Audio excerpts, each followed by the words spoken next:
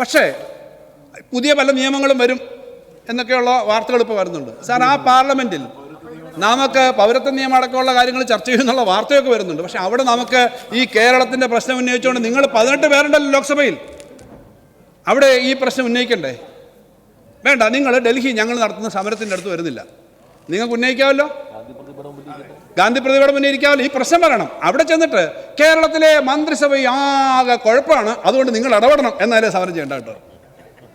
കേരളത്തിലെ മന്ത്രിസഭ ആകെ കുഴപ്പമാണ്, അതുകൊണ്ട് ഞങ്ങൾ ഈ സമരത്തിലിരിക്കുന്നുള്ള തരത്തിലാണല്ലോ ഈ പ്രമേയത്തിലൊക്കെ ഇടപെട്ടുകൊണ്ടിരിക്കുന്നത്. അങ്ങനെ എടുത്തിട്ട് കാര്യമില്ല.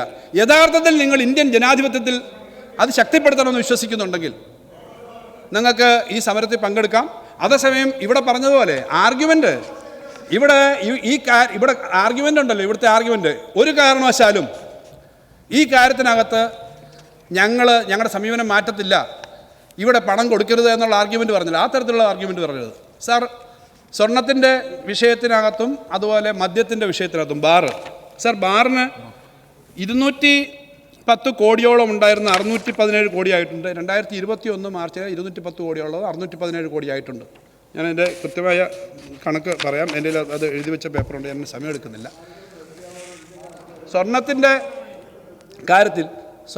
കാര്യത്തിനകത്ത് ഈ പറഞ്ഞ നമ്മുടെ വരുമാന നഷ്ടം നേരത്തെ ഉള്ളത് വെച്ച് നോക്കുമ്പോൾ സ്വർണത്തിൻ്റെ ടാക്സ് കുറച്ചിട്ടുണ്ട്. നേരത്തെ 5% ഉണ്ടായിരുന്നത് 3%, അതിന് 1.5 കിട്ടത്തുള്ളൂ. ഇതിനകത്ത് രാവിലെ ഞാൻ പറഞ്ഞാണ്, ഇതിന് കണക്കുകൾ കൃത്യമായി കിട്ടുന്നതിൻ്റെ പ്രശ്നമുണ്ട്. സെൻട്രൽ GST നമ്മളും കൊണ്ടാണ്. ഞാൻ പറഞ്ഞു, സെൻട്രൽ GSTയുടെ കമ്മീഷൻ, ഇവിടുത്തെ കേരള കമ്മീഷൻ ഉൾപ്പെടെയുള്ളവരെ വിളിച്ച് സംസാരിച്ചു.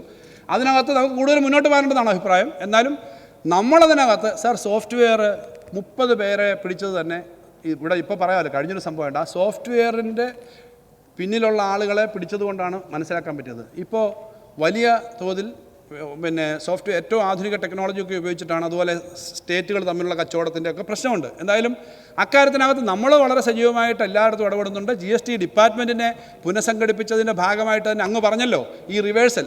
സാർ, റിവേഴ്സൽ ഒരു മാസം ഇപ്പോൾ 75 കോടി വെച്ച് വരുന്നുണ്ട്. റിവേഴ്സൽ എന്ന് പറഞ്ഞാൽ ഇലക്ട്രിസിറ്റി ബോർഡിലൊരു സാധനം മേടിക്കുന്നു, അല്ലെ കിംസ് ഹോസ്പിറ്റൽ VSSCയിലൊരു സാധനം മേടിക്കുന്നു. ഇതിനൊന്നും ടാക്സ് ഇല്ലാത്തതായിരിക്കും പലപ്പോഴും. അത് പക്ഷേ റിപ്പോർട്ട് ചെയ്യണം, റിട്ടേൺ കൊടുക്കണം. റിട്ടേൺ കൊടുത്താലേ അവിടെ കൊടുത്ത ടാക്സ് ഇവിടെ കിട്ടും. അതാ റിവേഴ്സൽ. അങ്ങനെ 1500 കോടി പിരിച്ചു സാർ ഈ കഴിഞ്ഞ വർഷം.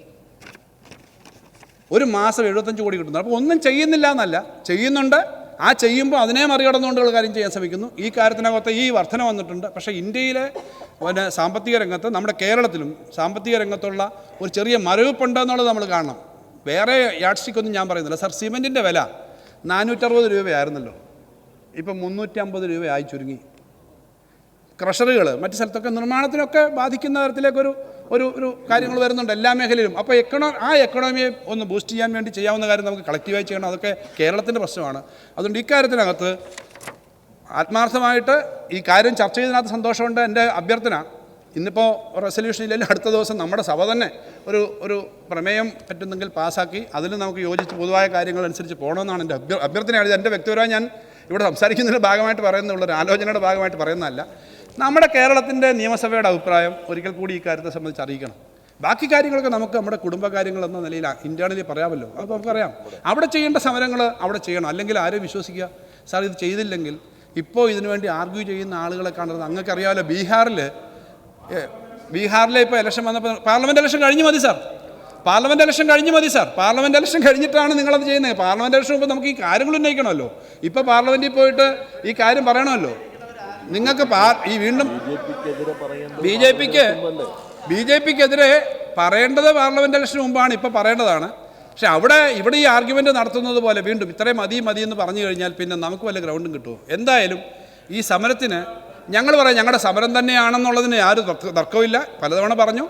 അവിടെ 8-ാം തീയതി പോയിട്ട് സുപ്രീം കോടതി ഈ കേസും കൊടുത്ത് ഇത്രയും ഫൈറ്റ് ചെയ്തിട്ട് ഞങ്ങളവിടെ പോയി ഇന്ത്യയിൽ നിന്നകത്തെ പ്രമുഖരായ ആളുകളെല്ലാം പങ്കെടുക്കുന്ന തരത്തിലേക്ക് അവിടെ പോകുമ്പോൾ അത് ഏറ്റവും ശക്തമായിട്ടുള്ള അഭിപ്രായമാണ്. ഇവിടെ ആ സമരത്തിൻ്റെ തീരുമാനമെടുത്തപ്പോൾ നിങ്ങൾ കണ്ടല്ലോ, പല സ്റ്റേറ്റിൽ നിന്നും ശബ്ദം ഉയർന്നു. പല സ്റ്റേറ്റുകളിൽ നിന്നും, ബംഗാളിൽ നിന്ന് ഉയർന്നു അഭിപ്രായങ്ങൾ, മറ്റു പല സ്റ്റേറ്റിൽ നിന്നും, നോർത്ത് ഇന്ത്യയിലെ പല സ്റ്റേറ്റിൽ നിന്നും വന്നു. അപ്പോൾ കേരളം ഇക്കാര്യത്തിനകത്ത് ഉന്നയിക്കുന്നുണ്ട്, ഞങ്ങൾക്കെല്ലാം ഇതേ പ്രശ്നമുണ്ട് എന്ന നിലയിലേക്ക് മറ്റ് സ്റ്റേറ്റുകൾ വരുന്നുണ്ട്. ആ ഒരു കാര്യത്തിനകത്ത് ശക്തമായ നിലപാടെടുത്ത് നമുക്ക് പോകാൻ പറ്റണം. അതുകൊണ്ട് ഇവിടെ ഈ പ്രമേയത്തിൻ്റെ ഭാഗമായിട്ട് ഇപ്പോൾ ചർച്ച ചെയ്തപ്പോൾ ആശങ്കാജനകമായി ഇതെല്ലാം നിന്നു പോകുന്ന സ്ഥിതിയിൽ, പക്ഷേ കിട്ടാനുള്ളത് കിട്ടിയില്ലെങ്കിൽ നമുക്ക് കിട്ടേണ്ട ഓക്സിജൻ അടച്ചാൽ ശ്വാസം മുട്ടുമെന്ന് പറയുന്ന പോലെ പണം നമുക്ക് കിട്ടാനുള്ളത് അത് കിട്ടാൻ വേണ്ടി സംയുക്തമായിട്ട് നിൽക്കണം. അതിനകത്ത് ഭരണപക്ഷവും പ്രതിപക്ഷവും ഒന്നും വ്യത്യാസമില്ല. ഇവിടെ ഈ പറഞ്ഞ കാര്യങ്ങളിൽ നമ്മൾ ചെയ്യാൻ പറ്റുന്ന കാര്യങ്ങൾ ചെയ്യുന്നുണ്ട്. ഈ പറഞ്ഞ അത്രയും വലിയ ഒരു കാര്യമില്ല. ഞാൻ വീണ്ടും പഴയ ചരിത്രമൊന്നും പറയുന്നില്ല. ഇപ്പോൾ പിന്നെ DA കൊടുക്കാത്ത ഒക്കെ അനുഭവങ്ങളുണ്ടല്ലോ. ഞങ്ങൾ DA കൊടുക്കത്തില്ല, ഇനി ഇതൊന്നും വേണ്ട, അധ്യാപകർ പഠിപ്പിച്ചില്ലെങ്കിൽ നാട് മുടിഞ്ഞു പോകുമെന്ന് നിങ്ങളുടെ ഒരു മുൻ മുഖ്യമന്ത്രി പറഞ്ഞ പോലുള്ള കാര്യമൊന്നും ഞങ്ങൾ പറയത്തില്ല. ഇതൊക്കെ പറഞ്ഞ പത്രക്കട്ടിങ്ങുണ്ടൊക്കെ അതൊക്കെ വളരെ സീനിയറായ ആളുകളെ പറ്റി അങ്ങനെ എടുത്ത് കാണിക്കരുത്. അങ്ങനെ അധ്യാപകർ കുറച്ച് ദിവസം വീട്ടിലിരുന്ന ഒരു കുഴപ്പമുണ്ടോ എന്ന് ചോദിച്ചൊരു മുഖ്യമന്ത്രി ഉണ്ട്. ആ പത്രക്കട്ടിങ് കൊണ്ട് വേണമെങ്കിൽ തരാം, ഇവിടെ ഞാൻ കാണിക്കുന്നില്ല. അങ്ങനെയൊന്നുള്ള സമീപനമല്ല ഞങ്ങൾക്ക്. ജീവനക്കാർക്ക് എല്ലാവർക്കും ഉള്ള അങ്ങനെയുണ്ട്. ഞാൻ ആ മുഖ്യമന്ത്രിയുടെ പത്രക്കട്ടിങ് അയച്ചു തരണമെങ്കിൽ പേര് ഞാൻ പറയുന്നില്ല. അങ്ങ് ചിലപ്പോൾ ഞാൻ അദ്ദേഹത്തിൻ്റെ പേര് പറയണമെന്ന് താല്പര്യം കാണും. ഞാനിവിടെ പേര് പറയത്തില്ല, ഞാൻ പറയത്തില്ല. എൻ്റെ കയ്യിൽ പത്രക്കട്ടിങ് ഉണ്ട്, ഞാൻ അയച്ചു തരാം, അങ്ങേക്ക് തന്നെ അയച്ചു തരാം. പക്ഷേ അവരെ ഒന്നും നിങ്ങൾക്ക് ആർക്കെങ്കിലും ആഗ്രഹം ഉണ്ടെങ്കിലും ഞാൻ അയച്ചു തരില്ല, പിന്നെ ഓപ്പണായിട്ട് പറയില്ല. പക്ഷേ ഏതായാലും നമുക്ക് അങ്ങനെ ഒരു സമീപനമല്ല. ഞങ്ങൾ ജീവനക്കാർക്ക് കൊടുക്കേണ്ട ആനുകൂല്യങ്ങൾ കൊടുക്കണം. നാട്ടിൽ ഞങ്ങൾ ഒരിക്കലും ഇതൊന്നും കൊടുക്കാതെ പോയിട്ടില്ല. കഴിഞ്ഞ സർക്കാരിൻ്റെ സമയത്തും കുറച്ച് സമയമുണ്ട്, അതിനു മുമ്പത്തെ സർക്കാരുണ്ട്. ഞങ്ങളെല്ലാം കൊടുത്ത് അവരുടെ DA ഇവിടെ പറഞ്ഞല്ലോ, ശമ്പള കുടിശ്ശിക എല്ലാ ജീവനക്കാർക്കും കൊടുത്തു. അതവരുടെ PF ചേർത്തു, എല്ലാം ചേർത്തു. അല്ല, ഒന്നും കൊടുക്കാതില്ല. ഈ പറയുന്ന തരത്തിലുള്ള കുടിശ്ശികളൊന്നും ഇപ്പില്ല. എന്നാൽ വലിയ തോതിൽ നമ്മുടെ കേരളത്തെ ശ്വാസം മുട്ടിക്കുകയാണ്. ശമ്പളം കൊടുക്കുകയും ഇത് കൊടുക്കുകയും അത്യാവശ്യം കാര്യം മാത്രം പോലെ നാട്ടിൽ വലിയ തോതിലുള്ള ഇൻവെസ്റ്റ്മെൻറ്റ് വരണം. നമുക്ക് ഈ 450 കോടിക്ക് വരെ 1000 കോടി മുടക്കി ഈ റോഡ് നന്നാക്കണ്ടേ, പുതിയ ഫാക്ടറി പണിയണ്ടേ, പുതിയ കോളേജ് പണിയണ്ടേ, പുതിയ മെഡിക്കൽ കോളേജ് വരണ്ടേ, 600 കോടിക്ക് അവിടെ സ്ഥലം എടുക്കണ്ടേ, നമ്മുടെ വിഴിഞ്ഞ ഉൾപ്പെടെയുള്ള ബാക്കി കാര്യങ്ങൾ വരണ്ടേ. അത് വരണമെങ്കിൽ ഇപ്പം കിട്ടിയത് കൊള്ളാം എന്നല്ല, അതെല്ലാം വരണമെങ്കിൽ നമുക്ക് ഈ കിട്ടാനുള്ളതെല്ലാം മേടിച്ചെടുക്കണം. അതിന് എല്ലാവരുടെയും സഹായം ഉണ്ടാകണമെന്ന് മാത്രം പറഞ്ഞുകൊണ്ട് ഈ ചർച്ചയ്ക്ക് നന്ദി പറഞ്ഞുകൊണ്ട് ഞാൻ എൻ്റെ ചർച്ച